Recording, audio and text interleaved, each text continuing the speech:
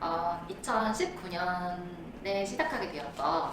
저는 그때 막 이제 공부를 끝내고 한국에 귀국하던 차였고, 동생은 이제 대학을 졸업하던 시점에 우리 뭐 재밌는 일 할 게 없을까를 구상하다가 우연히 씨앗 프로그램이라는 경기 청년 협업마을에서 진행하는 프로그램을 알게 되어서 지원하게 된 시작이 저희의 첫 시작이었습니다. 씨앗 프로그램이란 거는 프로그램 사업명이고요. 경기 청년 협업마을이라는 시흥시 소속으로 되어 있는 기관에서 진행하는 청년들의 사업과 뭐 활동을 지원해주는 프로그램이었습니다.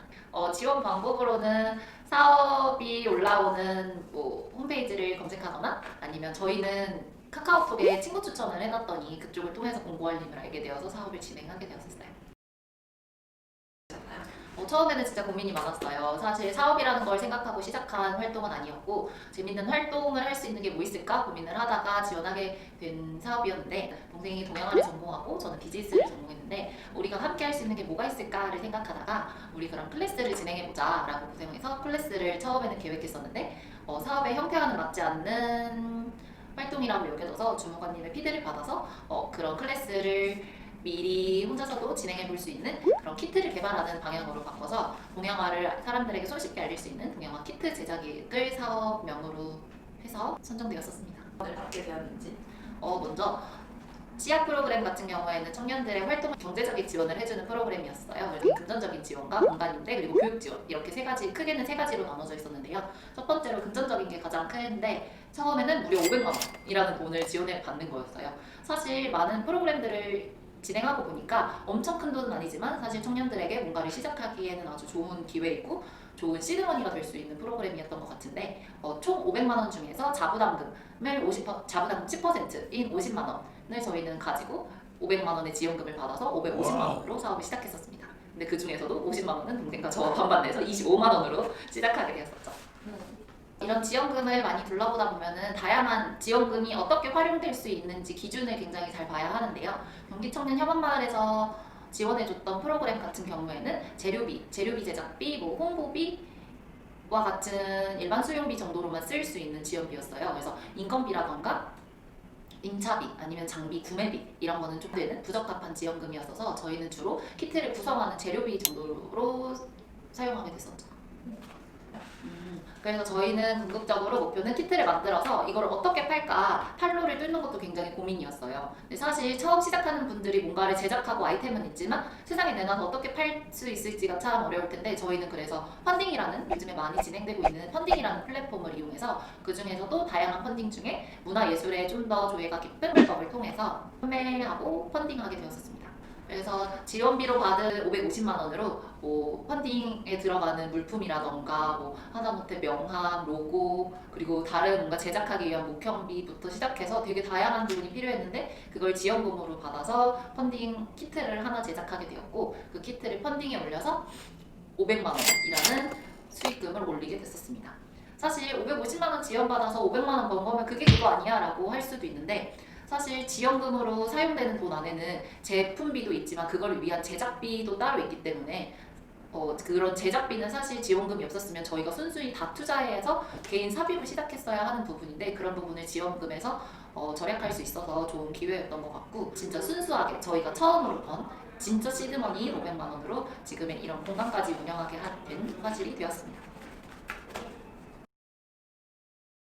저희도 진짜 고민이 많았어요. 펀딩이 끝나고 나서 이 500만 원을 가지고 우리는 앞으로 뭘 해야 할까? 사업을 계속해야 될지 아니면 이제 각자의 길을 가야 할지 고민이 많았는데, 그러던 찰나 시흥시에서 지원하는 청년 프로그램 지원금을 알게 되었고, 그럼 다시 한번 도전해보자 라고 해서 다시 지원하게 되고 선정하게 돼서 지원금을 받아 다시 한번 공간으로 본격 사업화를 할 수 있었는데요. 2차로는 시흥시에서 진행하는 청년 CEO라는 좀 더 큰 규모의 지원을 해주는 프로그램이 있는데, 그런 프로그램에 지원하게 되어서 창업 지원금을 받게 되었어요. 그거는 1년에 1,500만 원. 처음보다 3배나 커진 돈이라서 지원의 범위도 더 넓어서 임차비, 인건비, 홍보비 뭐 다양하게 일반 수용비까지 모두 쓸 수 있는 좀 더 폭넓은 지원금이라서 공간으로 영역을 확장하고 사업을 본격화할 수 있었습니다. 처음에 다들 생각하면 지원금? 뭐 그럼 돈 주는 거야? 그럼 완전 좋은 거 아니야? 이러면서 완전 꽁돈이네 이러면서 생각할 수 있는데, 그렇게 생각하면은 사실 큰 코 다칩니다. 지원금을 받을 때는 정말 내가 어떻게 쓸지 뭔가 계획성도 있고 그거에 대한 준비가 되는지, 그리고 그 금액을 내가 정말 그 범위 안에서 다뤄낼 수 있는지를 먼저 판단하고 그 지원금을 받아야지 효율적으로 쓸 수 있다고 생각해요. 예를 들어서 처음에 500만 원을 받았는데 내가 필요한 돈은 사실 200만 원이었어. 그래서 무리하게 300만 원을 더 쓰고 막 이러다 보면은 사실 회계를 정산하는 거에서도 굉장히 문제가 되고, 그거를 내가 감당해낼 수 없으면은 나중에 더 크게 더 큰 문제가 될 수 있기 때문에 내가 필요한 금액이 얼마인지 그거에 맞게 계획을 세우고, 그 금액만큼 어떤 뭐 제품을 구성한다던가 클래스를 구성한다던가 비율적인 거를 잘 맞춰서 금액을 써야지 효과적이라고 생각합니다. 그렇죠. 그럼 이런 지원금 정책을 도대체 어디서 찾아서 할 수 있는지, 이거 하고 싶어도 어디서 하는지 몰라서 못 찾아서 못하는 분들이 많으실 거란 말이에요. 맞아요. 지원금 하면 나는 안 돼 이러시는 분 진짜 많아요. 근데 잘 생각해요. 다 됩니다. 맞아요. 다 됩니다. 우리에게 진짜 많은 지원금이 있어요. 저희는 시흥시에서 진행하는 지원금이었어서 시흥시 시민 또는 시흥시에 사업자를 두고 있는 분들을 대상하는 지원금이었지만, 이런 지자체 지원금이 각 지자체마다 모두 있고요. 그리고 우리가 대한민국 국민이라면 지원할 수 있는 정부 지원금도 굉장히 많아요. 그래서 뭐 중소기업청, 뭐 여성가족부, 국토부, 해양부, 우리가 생각할 수 없는 모든 각 기관 부처에서 지원해주는 지원금이 굉장히 많고, 요즘에는 창업 지원금은 굉장히 세분화되고 특화돼 있어서 교육까지도 해주는 그런 프로그램이 많아서 잘 찾아보면은 정말 모두가 가져갈 수 있는 그런 프로그램이 많단 말이에요. 근데 그걸 어디서 찾아야 되냐? 그거는 각 기관의 공고란에서도 찾아볼 수 있고, 그거를 모두 모아놓은 K-스타트업이라는 홈페이지가 있어요. 우리나라에서 진행되는 각 부처의 모든 프로그램이라던가 사업 공고를 모두 모아놓은 사이트인데, 저는 K-스타트업에서 많이 찾아보는 편이고요. 그래서 잘 찾아보다 보면은 뭐 콘텐츠진흥원이라던가 중소기업청이라던가 뭐 각 지자체에서 진행하는 교육 프로그램, 아니면 공간임대 프로그램, 아니면 이런 지원금 프로그램까지 한 해의 사업 그 목차까지도 볼 수 있거든요. 그런 파일들을 좀 더 잘 찾아보고, 내가 하는 이런 활동과 사업이 어느 부처의 어떤 프로그램에 어떤 사업에 부합한지를 잘 찾고 있다가 이제 그 공고가 나오면은 지원하시면 됩니다. 그러면은 우리에게도 숨은 지원금이 정말 많다라는 거. 그 예비 창업이랑 초비 창업은 1년부터 3년 이내의 분들, 그리고 그 이후에 나는 사업을 한 지가 좀 됐어 이제 그래서 해당이 안 돼가 아니라 7년 이상인 된 분들은 엑셀레이팅 프로그램이라고 해서 사업을 가속화시켜주기 위해 뭐 판로를 개척해준다던가 홍보를 해준다던가 아니면 뭐 세무회계 같은 지원을 해준다던가 이런 다양한 프로그램 지원도 많고, 금액도 훨씬 크게 지원해주는 게 많기 때문에 누구나 꼼꼼히 찾아보면은 지원받고 활용할 수 있는 정부 혜택들이 많다라는 거 알았으면 좋겠습니다. 여기서 그 중복은 안 되죠? 중복 지원인 것도 굉장히 잘 보셔야 돼요. 지자체 내에서 하는 사업인데, 그러니까 사업명마다 모두 다른데 뭐 다 안 되는 건 아니에요.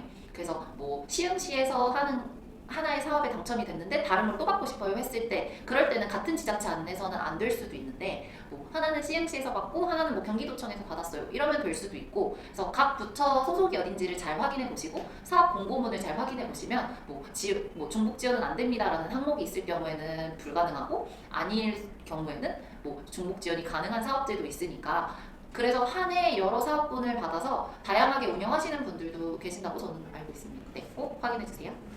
어떻게 선정 기준, 선정 방법 어떻게 됐느냐? 제가 해본 경험 안에서 말씀드리면은 청년 CEO 같은 프로그램은 시흥시 내에 사업자를 두거나 거주하고 계신 분들을 대상으로 한 프로그램이었고요.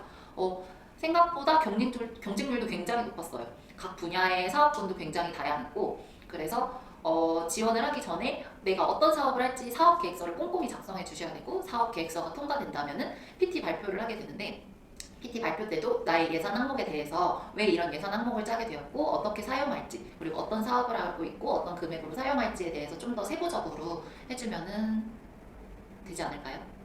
저희 경험에는 사실 이런 지원금으로 공간 임차비를 쓰고 싶어 하시는 분들이 굉장히 많으셨어요. 근데 이런 공간 임차비에 대한 납득과 설명을 잘해야 하는데, 정부 지원금을 해주시는 분들 입장에서는 그 부분에 대한 납득이 돼야지 선정해 주시는 게 당연하니까, 저희 같은 경우에는 공간 임차비로 쓰고 싶습니다라고 예산안을 잡고 왜 공간이 필요한지 지역과 이런 통계청에 들어가서 서베이들 설문 통계를 모두 수집해서 그거를 첨부로 붙여가지고 발표 때 발표 드리고 납득을 시켜드렸던 사례가 있는데요. 그 부분이 좀 크게 작용해서 면접 때 잘 봐주지 않으셨나라고 생각합니다. 그래서 면접 때는 왜 내가 이렇게 사용할지에 대해서 추가 자료를 만들어 가셔서 설명하고 그러는 게 좋을 것 같아요. 앞으로의 사업 방향. 사실 지원금이라는 거는 처음에 저희 같이 시작하는 청년들에게는 엄청 큰 기회이기도 해요. 사실 우리가 모아놓은 돈이 엄청 크지도 않고 이러기 때문에 굉장히 감사한 돈인데 정말 이 기회를 잘 활용해야 된다고 생각하거든요. 그래서 공짜로 주는 돈이니까 그냥 쓰면 되는 거 아니야가 아니라 정말 이 지원금이 떨어졌을 때 또 내가 자립해서 성장해 나갈 수 있는 그런 발판의 기회로 잘 삼아야 하는데 저희도 이번 연도 얼마 남지 않았죠? 지원금이 있을 때까지 잘 기반을 닦아서 그 이후에도 이제 자립해서 성장해 나갈 수 있는 그런 기회로 만들 예정입니다. 만들어야만 합니다. 맞아요. 돈 내면 안 되니까. 그쵸. 대표들이. 지원금이 정말 독이 된다라는 표현을 많이도 하세요. 다들 지원금만 믿고 살짝 믿는 구석이 생기는 거죠. 그래서 나태해진다는 분들도 계세요. 그래서 지원금이 독이라는 분들도 계시는데 그래서 그것만 믿으면 안 되지만 그거를 기반으로 해서 점프할 수 있는 그런 디딤돌이 되는 거는 저는 진짜 중요하다고 생각합니다. 초기 자본금이 없으니까. 맞아요. 청년분들은 진짜 중요한 포인트인 것 같아요. 다른 분들 같은 경우에 초기 자본금이 있이 하면은 당장에 이번 코로나 같은 이번 연도 같은 경우에 수입이 생기지 않아도 뭐 버틴다던가 이런 힘이 있는데 청년 초기 창업을 하시는 분들은 그런 기반이 단단하게 준비가 돼 있지 않기 때문에 이런 지원금이 굉장히 꿀 같지만 나태하게 방심하게도 만들 수 있는 독이 될 수도 있기 때문에 잘 정말 기회인 만큼 잘 준비하고 잘 잡아야 합니다. 그리고 마지막으로 이렇게 코로나 같은 상황에서 요즘 자영업자들 쉽지 않고 코로나가 아니더라도 솔직히 사업이라는 게 쉽지 않잖아요. 근데 어린 나이에 취업을 안 하고 사업을 하신 이유가 있다면? 취업을 하지 않고 사업을 한 이유. 사업 이거는 개인적인 이야기겠지만 어렸을 때부터 부모님이 저희 부모님은 두 분 다 직장인이 아니셨죠. 그렇죠. 어머니도 아버지도 프리랜서이시고 사업을 하시는 분들이었는데 자연스럽게 보고 배운 것도 있는 것 같고요. 그리고 저도 뭘 하면 재밌게 내가 즐기면서 할 수 있을까를 많이 고민한 것 같아요. 그러다가 이런 일도 저런 일도 해보다 사업도 그중 하나가 아니었나라고 고민이 되는데 다른 직장에 들어가서 하는 일보다의 메리트는 사실 자영업자, 사업자라고 하면은 뭔가 거창하게 생각하시는 분들도 있고 그렇지만 사실 힘든 게 더 많기는 해요. 더 많이 고민해야 되고 출근도 없고 퇴근도 없고 휴일도 없고 항상 고민하고 더 뭘 해야 될까 매번 이제 보이지 않는 것들을 헤쳐나가야 하는 부분이 있는데 저는 그 부분이 굉장히 큰 메리트라고 생각하고 뭔가 주어진 역할 안에서만 수행하는 게 아니라 주어진 역할 외에 내가 찾아나가면서 해야 하는 부분이 매력적이게 느껴지고 모험적으로 느껴져서 저는 사업을 계속하고 진행하게 될 것 같습니다. 수고하셨습니다.